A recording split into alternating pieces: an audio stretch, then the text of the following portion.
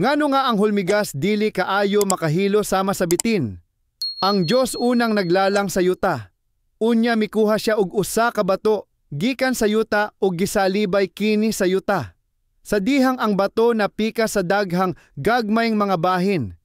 Iyang gihuypan sila sa gininhawa sa kinabuhi ug sila nahimong buhing mga binuhat. Sa sinugdan kini nga mga linalang, bisag lain-lain og porma og gidak-on. Wala hatagi og lain-laing gahom.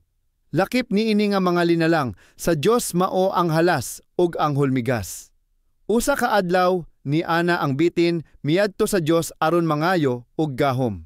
Kini nag-ingon, ako mianhi kanimo, O Dios, aron sa pagpangayo sa imong pabor.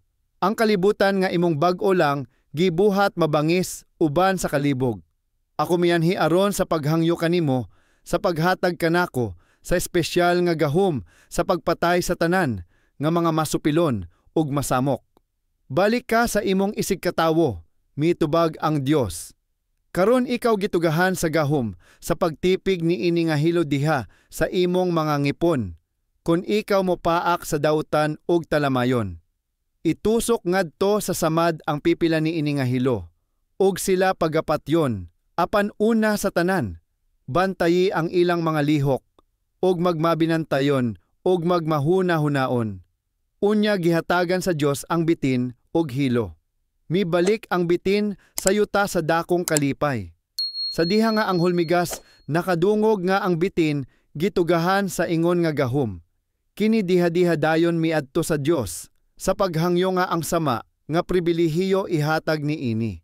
Nakaplagan sa hulmigas ang Dios diha sa iyang langit nung trono, nga nagtudlo sa iyang panon sa mga manulonda.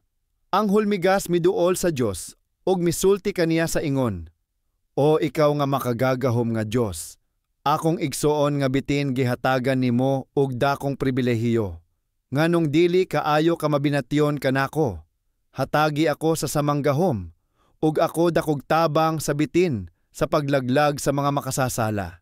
Ang Dios, nga naghunahuna nga ang bitin nagkinahanglan ug katabang, naghatag sa hulmigas sa samang pribilehiyo nga iyang gihatag sa halas. Nalipay pag-ayo ang hulmigas, nga midagan kini kutob sa mahimo sa yuta.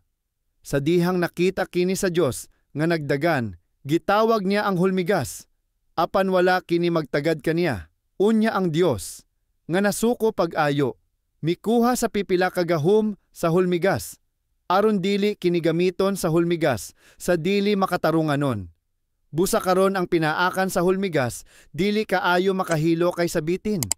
Ngano nga ang hulmigas dili kaayo makahilo sama sa bitin?